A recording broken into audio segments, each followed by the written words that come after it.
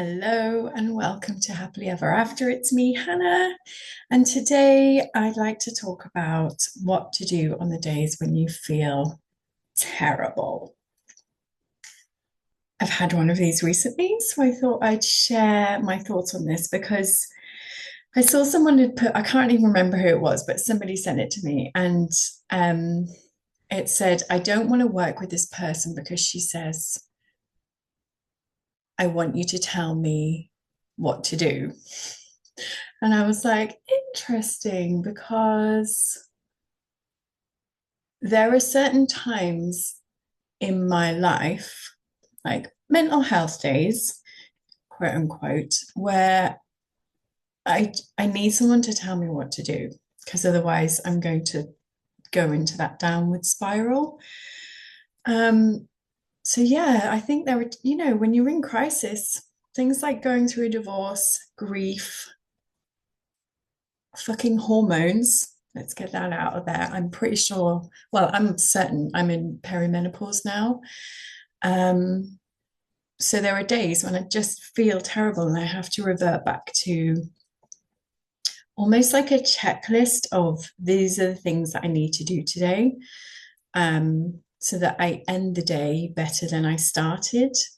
Uh, So I'm going to share that with you because if it helps you in the way it helps me, then that will be marvelous. Because, yeah, there are days when you just need to be told what to do. Because if you don't, you could really downward spiral, and you don't want tomorrow to be as bad as today. So that's the thought on that. So before I get to this, I want to talk you through my spring events. Because it's just around the corner. I went to my lovely girls at Saks in Gosforth, and I'm just showing on the video, but I've got cherry pop on my nails. When I went in on Tuesday, I was having this bad day, and I was like, oh, I've got no crack. I just need you to look after me. But we went into spring vibes, picked the nail choice purely on the name.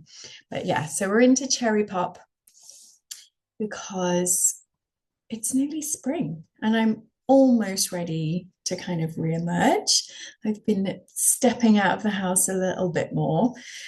But I think it's really important that we don't sprint out of the gates. So if we use like the whole planting seeds analogy, if you planted a pumpkin seed, you wouldn't expect to get a pumpkin tomorrow. Like we're working with magic. We want to manifest really cool, interesting things into our lives. But it's not magic bean stuff. Like it needs to be manageable, manageable magic, we'll call it. So, yeah, the energy of spring is like the element of spring is wood. So, that is about, if you put wood on the fire, it makes the fire bigger. So, it is this energy of like doing and getting and being more. But it's okay to do it in a slower way than you might in summer. So plant the seeds, water the seeds, let them germinate and then sprout. And then that means when summer comes around, we're really ready for the fruit to develop and to ripen. Um, yeah. So if you're anything like me, you want everything to happen yesterday. So all of this is really quite annoying. Like you just want to go, right, I want this thing and I want it to happen tomorrow. But it is like this for a reason. Like you don't want to bite off more than you can chew, and we don't want to burn ourselves out. So that's why this energy of spring we're going to do more, be more, all of that kind of stuff, be out in the world more, but trying to be patient with it and not being like, oh, it didn't happen yesterday, therefore it's not going to happen. So, yeah, one of the big lessons to learn is around being patient at this time of year, which is, ugh, I hate that, but we can do it together. I've got a whole bunch of spring events coming up, and they're all about this idea of sowing the seeds, but giving ourselves time and space to make our dreams a reality in a much more manageable way. So, manageable magic, manageable manifesting. And yeah, I know it's kind of not as sexy as maybe things like The Secret will make out, and you can get stuff tomorrow if you really, really want. But I would always say be careful what you wish for, having been on the receiving end of manifesting things very quickly. They can be things that you totally didn't expect, that really, like, I don't know, are out there, I'm thinking of the ending of my marriage as an example. I really wanted certain things to happen. I was really pushing for it. And then an explosion happened because I couldn't achieve any of those things while I was in my marriage. So, we can take our time with all of this stuff over the spring period. And it's okay if it's a bit slower than we necessarily think we want. That's what I'm trying to say. And also, by slowing down the process, it gives your body and your nervous system time to kind of catch up a little bit. So, really, what happens is by slowing down, you speed up the process overall and you end up with what you want. Yay. So, anywho, lots of lovely things coming up. And starting on the 10th of March, you can join me on my spring workshop. So, this is an online event. It's 7 till 8, and I'm going to take you through a ritual that will allow you to kind of narrow down exactly what it is you want to focus on in spring. Because remember, you can have anything that you want in the world, literally, but I just recommend you don't try and do it all at once because it's just super overwhelming. And when we do try and do everything at once, you end up achieving nothing. So the idea of this ritual is we'll break down the goals and the dreams into something really specific for, we're talking April, May into June. And it will make manifesting over this spring season so much more manageable and enjoyable. So I'd love you to join me for that. That's on the 10th of March. And then on the 14th of March, I'm hosting, this is like my favorite. I'm hosting a vision boarding retreat with my friend Lou, and it's just so fun. It's like sleepover in the 90s vibes. We're all like ripping and cutting, and we've all got magazines. And we're dreaming together. Like, how beautiful is that? When do you ever get to spend time with a grown-up human? Dreaming and tapping into the things that you really want. It's beautiful. And then we're all there and we can all support each other and be like, okay, let's make these things a reality. So I absolutely love these evenings. We start with a yoga class, which I lead.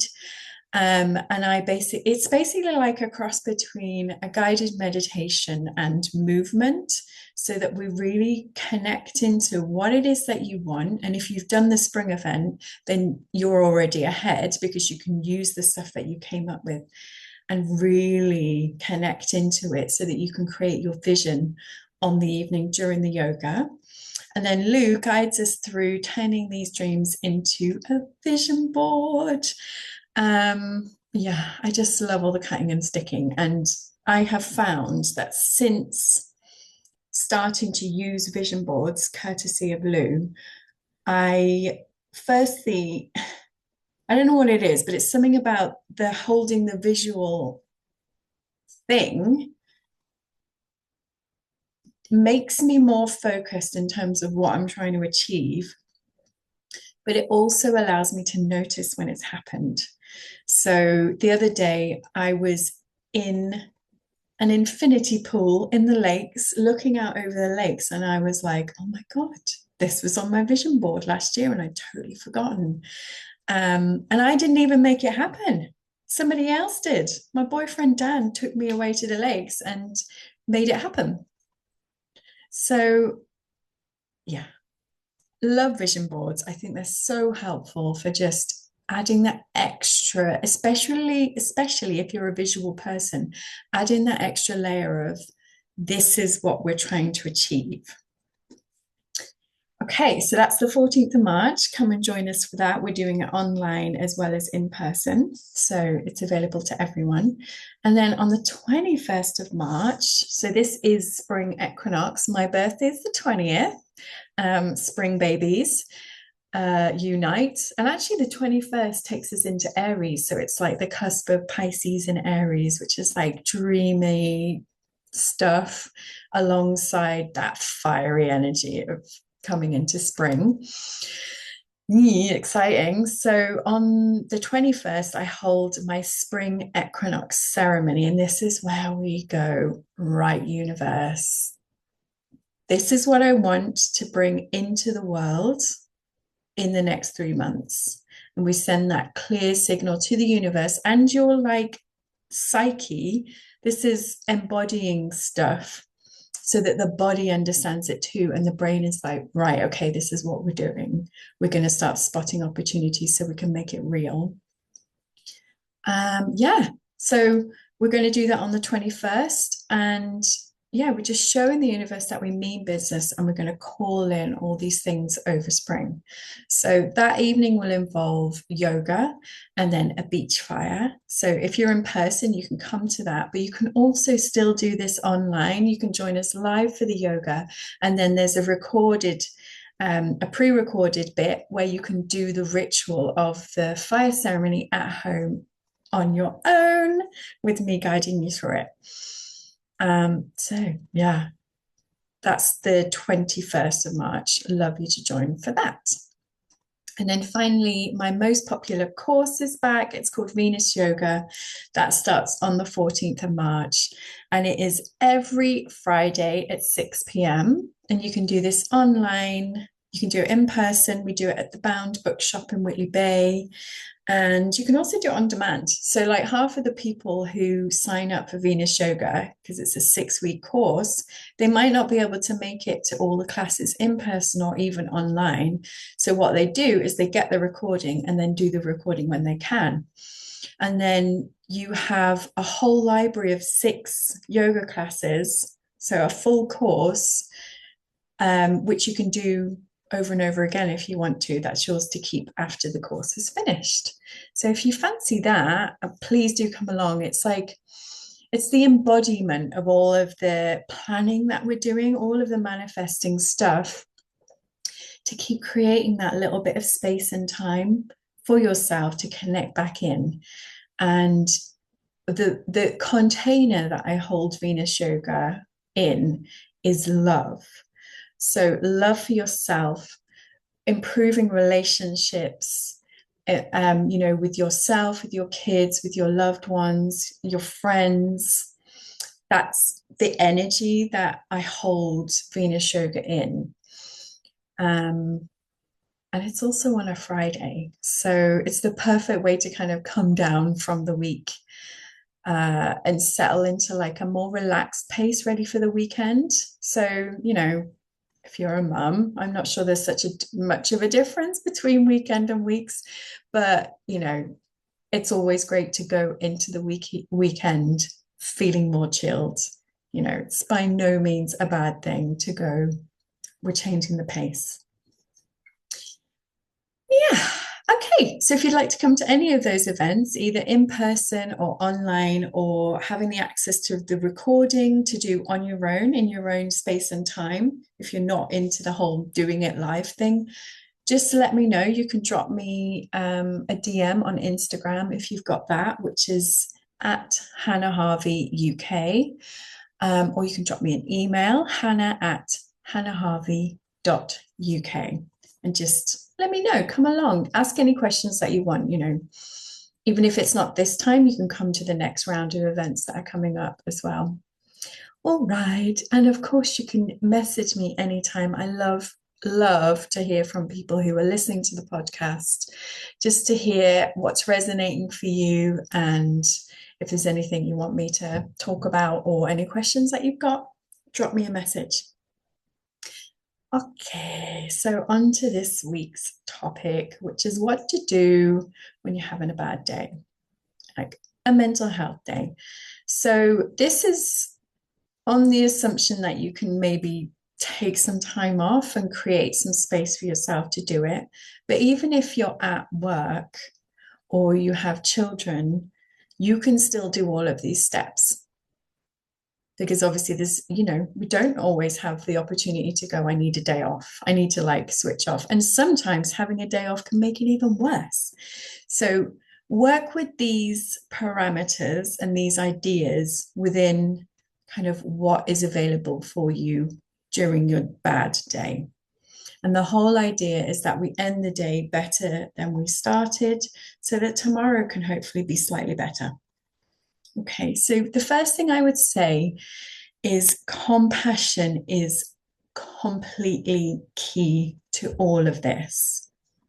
And we're so flipping bad at being compassionate to ourselves. It's like it just doesn't compute. Like there's something that happened. I don't know if it's like a generational thing or what, but something happened where we're like, are basically mean to ourselves whenever we're not firing on all cylinders. So, in theory, when I had my bad day on Tuesday, I had absolutely no reason to feel bad. I just had the most gorgeous weekend. Dan had taken me away for my birthday because this was the only weekend we were kind of child free and fancy free. So he'd taken me away to the lakes. We stayed at a gorgeous hotel. We ate amazing food. We had treatments. We used the spa. We went on beautiful walks. He found that infinity pool that I told you about, which is overlooking Thirlmere Reservoir.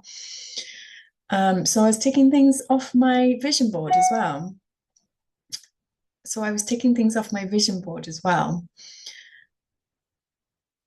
But even so, got home, and when I woke up on Tuesday, I felt terrible.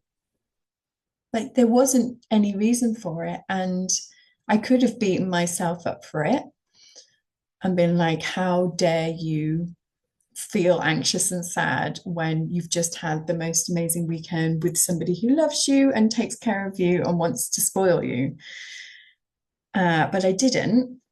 Well, actually, no, that's not completely true because part of my brain was totally being like, doing all of those things and being really mean to me. So it was like you almost have to compartmentalize that bit of your brain that's being horrible. And with the other bit of your brain, be super compassionate and be like, oh, that's really sad that you feel like that. I'm going to look after you today. Instead of joining in and just being like, I'm going to beat myself up all day and treat myself badly. So while that one part is having that tantrum about how awful you are and what a waste of space and how hopeless your life is, these are all the things that were kind of coming up for me. It's fun. The other part of my brain was just holding space for it and being like, you're okay. You're okay. Do you know what I mean? So it's like you're looking after your body and your mind with compassion with that part of your brain and just keep on reassuring yourself and loving yourself anyway. So, one is compassion. It doesn't matter if you're the queen of Sheba with all the things in the world, you're still being compassionate for what's going on. Like, there is always a reason why you need to be compassionate for yourself.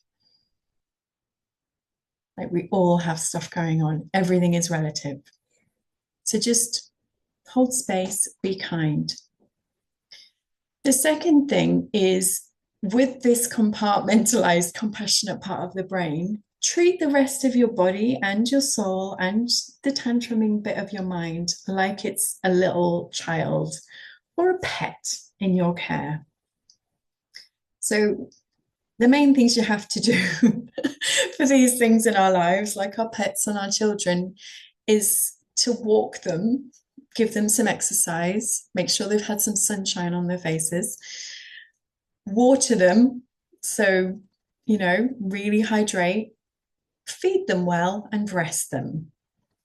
So on Tuesday, I was like, I'm going to revert back to the things that Josie told me to do in, I think it's episode 18. It's like the three key things in life: drink 3 liters of water, do your 10,000 steps, get 8 to 10 hours sleep.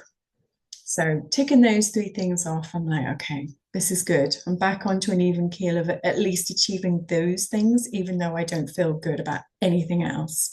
So I went for a nice walk, made sure I got my steps up. I drank a lot of water. And then in terms of eating well, I find that sugar and caffeine don't really make me feel good. So I reduce my caffeine right down because it makes me feel quite anxious if I'm not careful. And sugar makes me feel terrible. Oh dear. And I'm having a bit of a battle with sugar at the moment where I'm definitely an addict. So this is something that I'm dealing with now. Um, and it's like when I quit alcohol, I moved my addiction to sugar. So when I have a bad day, I'll turn to it. When I'm having a good day, I'll turn to it. And then I get into a bit of a downward spiral with it where I haven't got an off switch again. So I kind of have to quit it. So that's where I'm at right now. And I'm reading this really good book called Good Sugar, Bad Sugar by Alan Carr. And if you, not the chatty man, the one who does the quitting smoking and drinking, Alan Carr, he also does it for bad sugars. So for me, it really works because I know I'm an all or nothing personality and I just get on better if I quit things. So you don't have to quit, but I'm just saying on the days when you feel like shit, I'd cut out alcohol and I'd cut out sugar because both of those are depressants and they make you feel worse. So sitting and binging a load of sugar might make you feel better momentarily, but later on in the day, you'll probably feel worse because you've either eaten a whole packet of biscuits and then you feel guilty and greedy, or the sugars kick in and you have a massive sugar crash and you feel like shit because of that. Or both. That's fun too. Um, so yeah, I cut those things out, drank lots of water, took myself for a walk, and I ate some really healthy food. Like it's pretty easy stuff that doesn't take a lot of thinking about, but you can kind of tick it off and be like, well, at least I've done that. And then I'd say the third thing after you have treated yourself with compassion and then treated yourself like a pet or a small child, the third thing I would say is do something really nice for yourself. How's that? Can you imagine being actually nice to ourselves when we feel bad? It's absolutely revolutionary. So, as it happened on that day, I already had my nails booked in. I hadn't been able to get in for quite some time, so they were all like raggy, and I'd peeled off the gel, so like they were all just looking dreadful. So that was nice. I could go in and get my nails done, and I got my cherry pop. But I also had reflexology booked in for that day too. So once a month, I try and go in and see Nikki because she basically balances all my hormones and makes me feel like $1 million. So I'd highly recommend that if you're in the Northeast, go and see Nikki. And then Catherine does my nails. Uh, so yeah, because I had that booked in, I was already doing something nice for myself. But if I didn't have that booked in, I would have run myself a bath and I would have done a face mask or a hair mask or just something where I could rest for a little bit and feel nourished and cared for. So it's kind of like the maiden stuff. Like, what does that bit of you that we expect to turn up and be amazing and shine and playful and everybody to love, what does that bit of you need to feel just a bit looked after and cared for and important? Do something for that bit of you.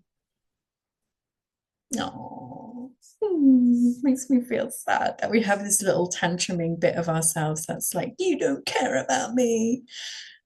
we do really care and do something nice for it.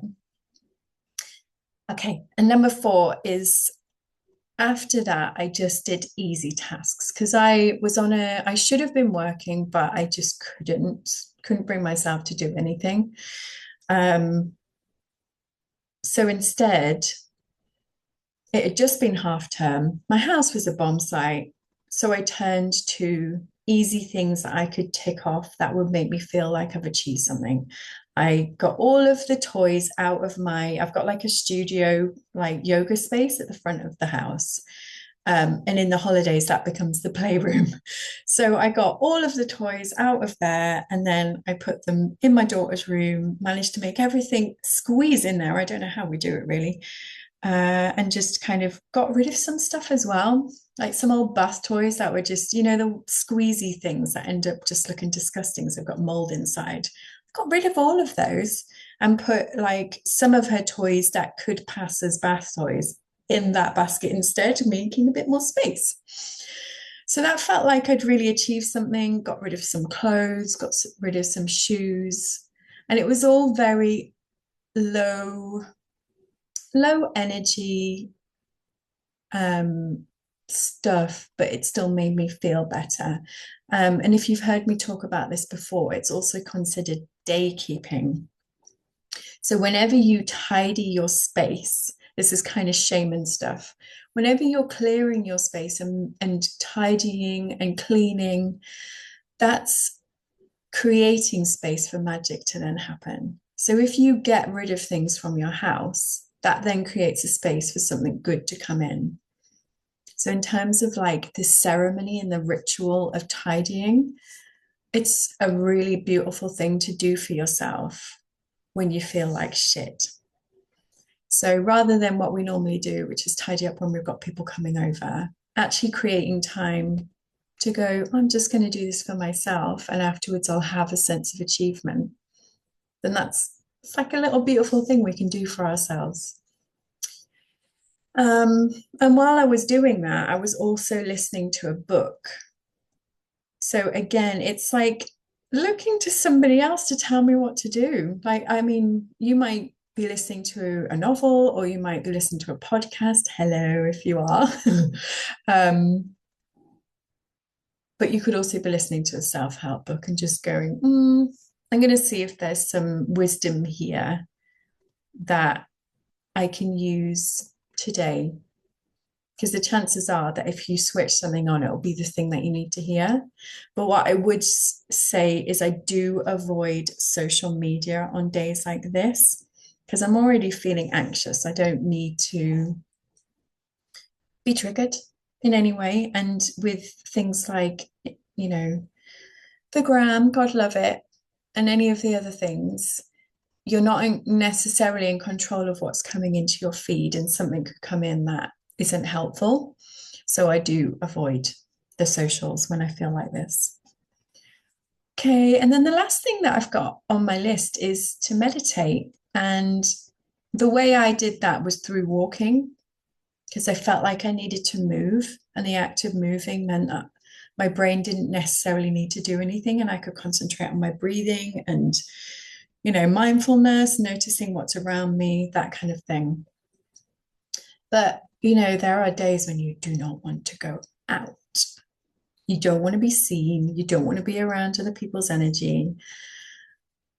And that's completely fine and understandable. So if that is where you're at, I would say maybe do some gentle movement at home. It might just be some stretches. Yeah, I've got a few recorded yoga classes for kind of slowing down. So if you would like access to them, just send me a message on Instagram and I'll send that over. You're more than welcome to have that kind of thing, just like a little half-hour class of just gentle movement and breathing to help move any stagnant energy in your body out. That's the ideal. And then you could then move into meditation if it feels comfortable for you. So I've got the 7 days of calm reset, which is on my Love Notes Substack. So that's Hannah Harvey uk.substack.com. And if you go into the meditation library, you'll find the reset. And day one is free for anyone. Anybody can use that whenever they want. And it's just a very simple 10-minute meditation that helps you to calm down the nervous system. So if you're feeling this kind of anxious fight or flight, go ahead and use that meditation. That's available for you whenever you want. And from there, if you do feel calm enough and you would like to, you can go into some gentle inquiry. Just keep connecting to your breath whilst kind of going, okay, what's going on? What do you need from me today? What would make you feel better? And it may be that you're conversing with the maiden part of your brain, this childlike part of the brain that's having a bit of a wobbly. But I would say be very cautious because you don't want to give that part of your brain too much space in case it starts to hijack everything and go back into a bit of a rant. Unless it feels productive to let the brain do that. And I would definitely say sit with your feelings and try and understand why. But sometimes it is just hormones. Like I say, I'm pretty sure my Tuesday one, because it was so out of character. I just finished, I was on like day 6 or something. So I just finished my period. I should in inverted commas, been feeling on top of the world and ready to really tackle all of the things that I want to do. And instead, I had this huge dip. So that almost certainly has to be hormones. Although I hear now that there's all sorts of things going on with Venus and Aries and all these other things that we don't know what's really affecting us. So, yes, if you want to use meditation to help inquire as to what your body needs and wants, go ahead and do it. But if you feel yourself tipping into self-loathing and not having a very good time, then come back on out of that and revert back to some of the other things. Okay, so I hope that's been helpful. I'll revisit those. So number 1 is when you feel terrible, come back to compassion. Be super kind to yourself. And then with that bit of your brain that's holding space for the bit that's having a tantrum, treat yourself like you're a pet or a loved pet or child, and do the things that you would do for those today. So walking, watering, feeding, resting. 3, do something nice for yourself. What a novel idea. Do something nice for yourself when you feel like shit. 4, tick off a few easy tasks. If you're not sure what to do with yourself, just go tidy a drawer out or have a look in the garage and see if there's anything you can get rid of. Very simple things to create space in your environment to allow good things to come in. And 5, if you can't move and do your movement meditation, then do something quietly at home, and you've got access to all sorts of things through my love notes, which is hannahharveyuk.substack.com. And yeah, grab the love notes there. The reset. It's the 7 days of calm reset. Day 1's free for everyone, so just go and have a little go at that. Okay, I'm off to the dentist now, so I shall bid you adieu, and yeah, let me know what you think. I love to hear from you, so please do reach out and let me know what I've missed. What else do you do on the days when you feel like shit so that the next day you feel better? Let me know.